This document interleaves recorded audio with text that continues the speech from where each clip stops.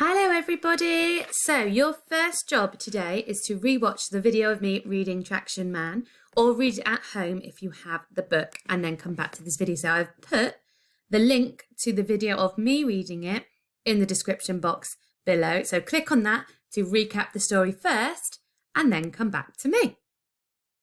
So hopefully, if you are back now, that means you have reread the story of Traction Man just to remind yourself about what happened in the story and who we have got in the story, because we are going to be looking at it today.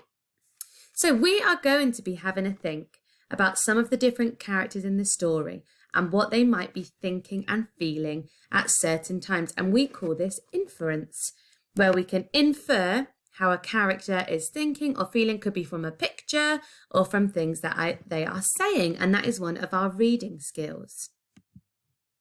So we're just going to have a quick recap of some of the characters in our story. So we have got the little boy. Doesn't actually have a name in the story. I did have a look through, but it's never mentioned his name. So I've just put little boy. So we know that little boy is the owner of Traction Man, our main character in our story. So we've got Traction Man. Then we've got Traction Man's sidekick, who of course is called Scrubbing Brush. So we've got Scrubbing Brush, and then we've got Granny. Remember, they go to Granny's house on Christmas Day. And then the last character I thought to mention is the Spoons. I know there are lots of other characters, but I thought let's mention the Spoons. So what we are going to be doing is having a think, like I said earlier, about making inferences from a picture about how, well, in this case, the Spoons are feeling. So at this point in the story, the Spoons have just fallen off of the sideboard. Let me find the bit in the book. I've got the book with me. Where are we? It's Christmas Day. Traction Man sat sadly on the kitchen cliff. My goodness, down there, all those spoons have crashed. They must be helped. But how? The kitchen cliff is very high. So we know that the spoons have fallen from a high sideboard. So think how high your kitchen sideboard is. Think how small the spoons are.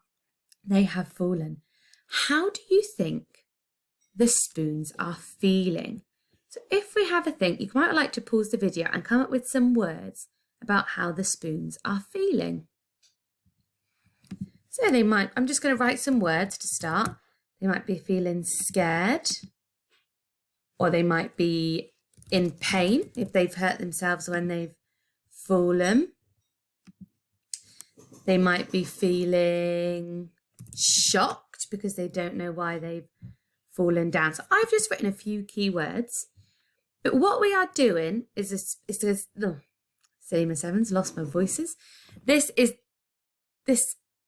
What is going on with me? This is a speech bubble, but it might be a thought bubble as well. So it doesn't have to be what the spoons are saying. It could be what the spoons are thinking. But as we are writing it from their perspective, it's not going to be the spoons were scared, the spoons are shocked. You are pretending, in this case, to be a spoon. So for example, I'm just going to pretend to be this little spoon down here. So I'm going to put, oh no, I am so scared, full stop. I can't believe that we have just fallen off of the kitchen cliff, full stop. My handle hurts,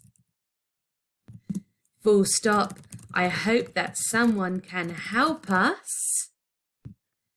So can you see, I have written what the spoon might be thinking or saying. I've written a few ideas first to help me, and then I've written it from the spoon's perspective. That means I have pretended that I am the spoon that has just fallen off of the kitchen cliff. The kitchen sideboard, remember, it's a funny word for kitchen sideboard. And I am pretending I can speak. We know spoons can't talk, but this is what I think the spoon would be saying. If I was the spoon, I would say, oh no, I am so scared I can't believe that we have just fallen off of the kitchen cliff. My handle hurts. I hope that someone can help us. So that's what I think the spoons would be saying. And the other one we're going to go through together is what this little boy is thinking. And it was hard to find a picture of him on Christmas Day. What I wanted is this is just after the little boy has opened Traction Man. Can you remember he got Traction Man for a present? So he's just opened Traction Man. He's now sitting and eating his breakfast before he goes to his granny's. So I think that he would be feeling happy. Can you think of a better word for happy? What about one beginning with e? You could have said excited, but I was thinking of ecstatic. So he might be feeling ecstatic. It's Christmas Day, and I know I'm always excited on Christmas. So I'm going to think, and remember, I am not writing he is ecstatic. Why not? Because we are pretending to be them. We are pretending this is what the boy is thinking or what the boy is saying. So instead of he is, it will be I am, because I am now that little boy. So I'm going to put I am ecstatic with my new toy, Traction Man. I love Christmas and I cannot wait to go to see my granny. So I think if I was this little boy, I would be saying, I'm ecstatic with my new toy, Traction Man. I love Christmas and I cannot wait to go to see my granny. So what you are going to be doing today is you have got a sheet that looks like this, and you have got two people with a thought bubble. I didn't have a thought bubble on here, so I had to do a speech bubble. But on here, I've got a thought bubble. So you've got Traction Man when he's just been grabbed by the evil dishcloth. What is he thinking? And you have got Granny when her grandchildren arrive at her house. She's got her hands out. What might she be thinking? What might your nanny think when you arrive at her house? So enjoy making your inferences, and I can't wait to see what you come up with.